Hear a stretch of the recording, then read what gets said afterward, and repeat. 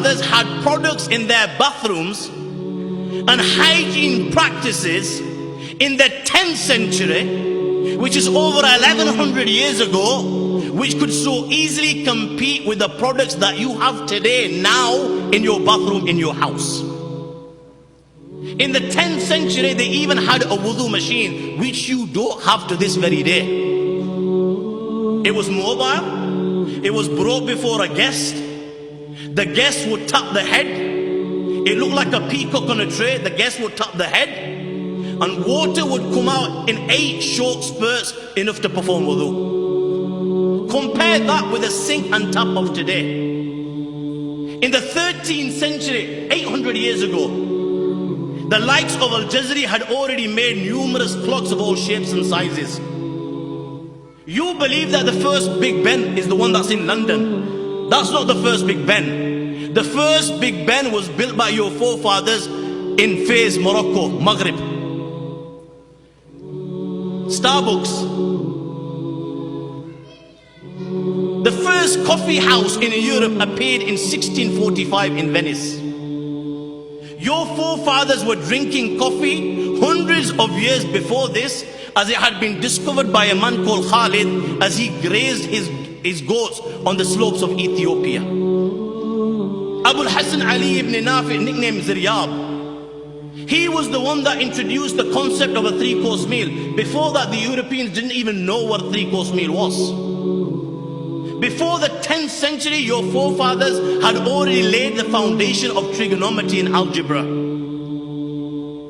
When it came to agriculture, S.P. Scott states that the Spanish Muslim agricultural system was the most complex, the most scientific, and the most perfect ever devised by the ingenuity of man.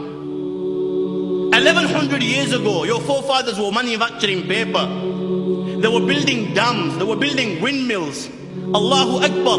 Abbas ibn Firnas had made a flying machine. It was the first machine capable of carrying a human being in the air.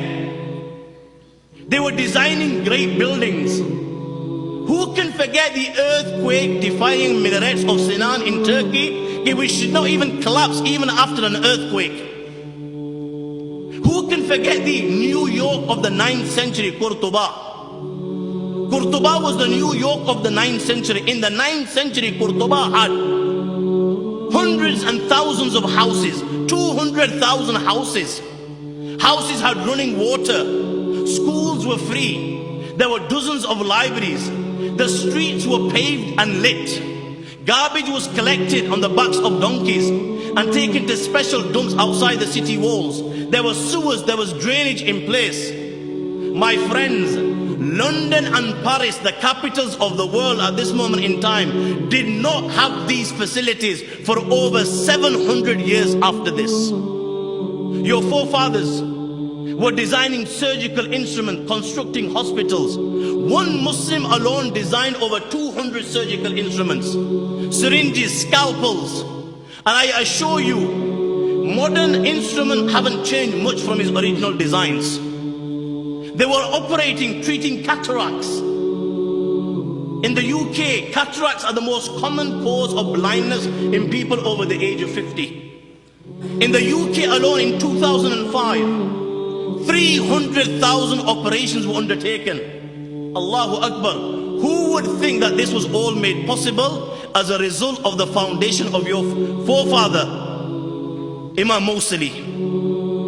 This is why Dr. Donald Campbell, 20th century historian of Arabian medicine, he says, the European medical system is Arabian not only in origin, but also in structure.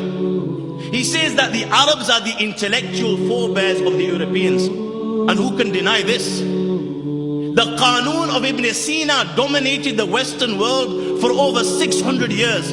This was just one of his works. He composed over 276 works. Who can forget the work of Al-Razi?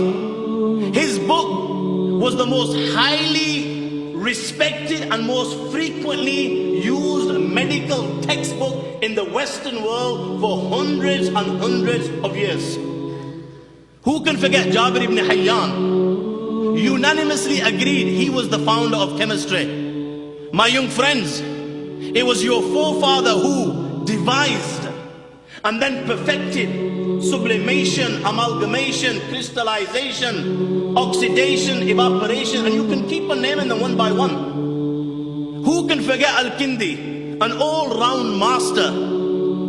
The names will keep on coming to mind. The excellence will keep on coming to mind. The virtues will keep on coming to mind. The contributions will keep on coming to mind. The achievement of your forefathers will keep on coming to mind. Indeed, these were the ummatis of Rasulullah sallallahu alayhi wasallam. They elevated the name of Allah and His Rasul sallallahu alayhi wasallam wherever they went in the globe. Whether they were traveling in some desert or in the thickness of some jungle, all of a sudden, people now, when they saw these people, or because of what they were and because of what they had achieved, my friends, all of a sudden people now were interested in Allah and His Rasul sallallahu alaihi wasallam. A fire burned in their hearts which did not let them rest till they excelled, till they became world leaders, till they became the torch bearers, the beacons, the lighthouses and the pioneers.